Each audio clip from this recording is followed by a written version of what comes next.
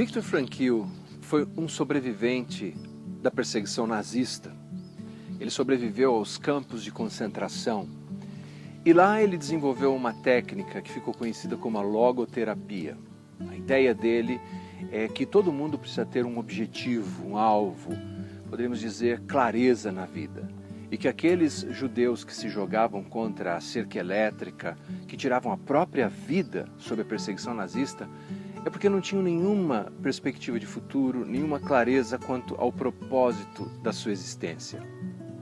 E se tem alguém que tem uma clareza admirável quanto ao seu propósito e a razão da sua existência nessa terra, foi Jesus Cristo. Jesus tinha uma clareza enorme de por que veio a esse mundo. Nós sabemos que ele veio, claro, para morrer pelos nossos pecados em seu sacrifício vicário na cruz, que garante o nosso perdão, a vida eterna, a justificação. Mas além disso, Jesus, quando questionado pelos seus discípulos da sua razão, ou quando ele interagiu com seus companheiros, ele sempre deixou claro a razão por que estava aqui nessa terra. E um desses episódios, ou um desses incidentes, acontece exatamente depois de Jesus levantar-se bem cedo, de madrugada, e dedicar-se à oração. Tendo se levantado de madrugada, quando ainda estava escuro, Jesus saiu e foi para um lugar deserto e ali orava. Simão e os que estavam com ele procuraram Jesus por toda parte. Quando o encontraram, lhe disseram: "Todos estão à sua procura."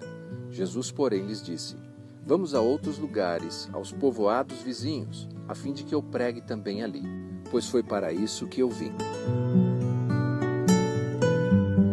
Veja a clareza de Jesus. Ele disse: "Eu vim para pregar e eu vou pregar em outros vilarejos."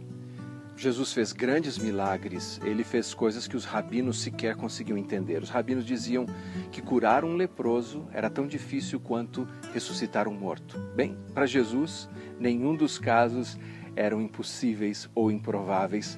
Jesus conseguia realizar as duas coisas. Jesus conseguia alimentar multidões, como vemos nos evangelhos. Apesar disso, apesar de todo esse poder e essa capacidade extraordinária de realizar sinais, Jesus disse: "Eu vim para pregar." Deus, o Pai, enviou Jesus para proclamar uma mensagem. E é por isso que nós não podemos desprezar a mensagem de Jesus. Eu vim para proclamar uma mensagem. Quer dizer que o querigma, o discurso e a mensagem de Jesus não consistia em palavras vazias. O que Jesus diz faz toda a diferença. De fato, em duas outras ocasiões, Jesus deixa isso tão claro como um cristal.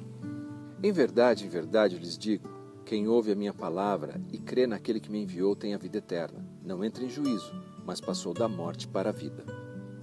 Então Jesus perguntou aos 12, "Será que vocês também querem se retirar?" Simão Pedro respondeu, "Senhor, para quem iremos?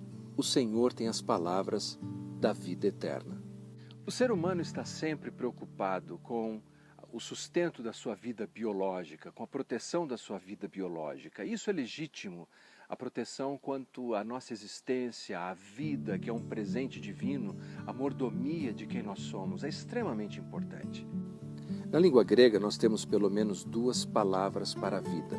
Uma é bios, da onde tiramos a ideia de vida biológica, e a outra é zoe, que é essa ideia de vida eterna. Muitas pessoas querem cuidar da primeira, mas se esquecem da segunda. Existe uma outra vida que é muito mais profunda e que carrega mais qualidade que essa, que é a vida eterna. E nesses textos que acabamos de ler, o primeiro deles, quando Jesus conversa com os seus discípulos, descrevendo que o objeto da fé, isso é, quando nós acreditamos nas palavras de Jesus, nós temos vida eterna. E o segundo, quando depois de alimentar a multidão faminta com pão e peixes, agora ele desafia aquela multidão a darem um passo mais profundo, a não se preocuparem apenas com aquilo que é material, transitório e passageiro. Jesus fala sobre comer a sua carne, beber o seu sangue, isso é, de crer nele e de fazer parte da sua própria vida. Desejar Jesus mais do que se deseja o pão de cada dia. E as pessoas começaram a abandonar a Jesus. Os discípulos chegaram a dizer: Senhor, esse discurso, essa proclamação, esse querigma, essa pregação está muito dura, as pessoas estão indo embora.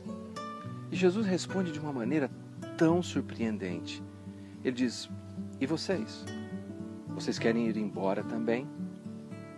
E na minha opinião, nós encontramos uma das respostas mais lindas do Novo Testamento. Para quem iremos nós, se só tu tens as palavras de vida eterna?